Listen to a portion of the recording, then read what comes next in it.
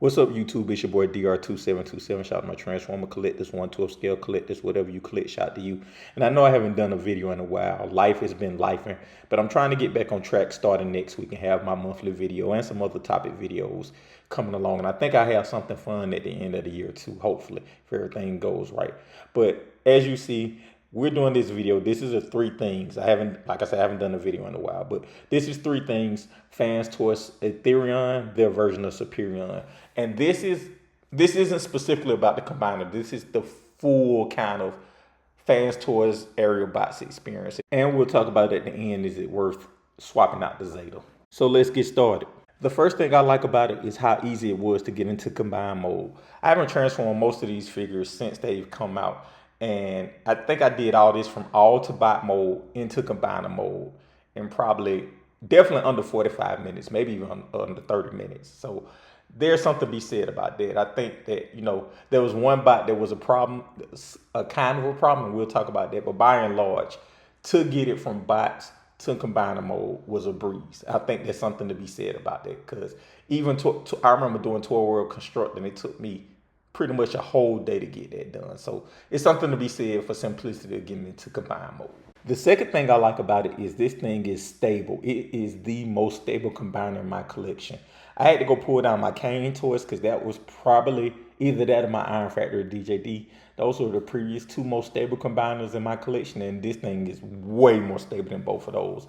And the ratchets hold, you put it in poles and it's staying there. And the third thing I like about it are the individual bot modes. Look, this is FansToys, and I can go back to, if I want to say the combine, I can always say sculpt and paint and building materials, whatever, right? Like that thing that FansToys is great for. But I think that as we talk about this experience as a whole, I actually think probably the best thing about it is the individual bot modes. I think the individual bot modes and the alt modes are perfect, especially compared to what's on the market now. As a team, they look fantastic. I'll put an image up of them together. It's just they are the Aerialbots. Let's talk about the things I don't like. The first thing I don't like about it is for all the individual bots, I just praise them for looking beautiful, but they don't function well. Like, they have very limited articulation. I think all of them have single jointed elbows, single jointed knees. A lot of them don't have, none of them have a true wrist rotation. The only one that has some level of articulation is Silverbolt.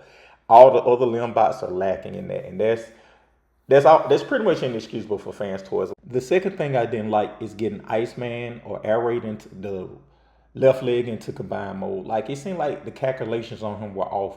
Like, everything was like a couple of millimeters too wide or too narrow, and like it just getting his foot on took a while because you had to use both ankle rockers. Shout out to Pake and Rock FX. I think they mentioned that. His wings didn't stay. His bottom wings didn't stay. His bottom wings don't tab in where they should, so I have to just set them down. It just seemed like, and it's interesting because Skydive came out before him, and he was a breeze, and it just seemed like Air Raid, like the calculations on him were off. And the last thing I don't like, and it's both of them are deco things. I'm combining two into one. They gave you all these look options. I wish they would have gave you the option for the gold chrome thighs, because I think they would look better with the gold chrome head pieces. And also, they use translucence on all of the individual bots, but nowhere on the combine mode. And I know for the legs, the translucence part show through. But I wish they would have continued that through the torso and other parts of the bot. But overall, it's a really great combiner. I would give it a grade of a B+. I think that it's a great start for FansToys, and it gives me excitement and hope for other combiner projects they do, knowing that they can make them heavy and stable.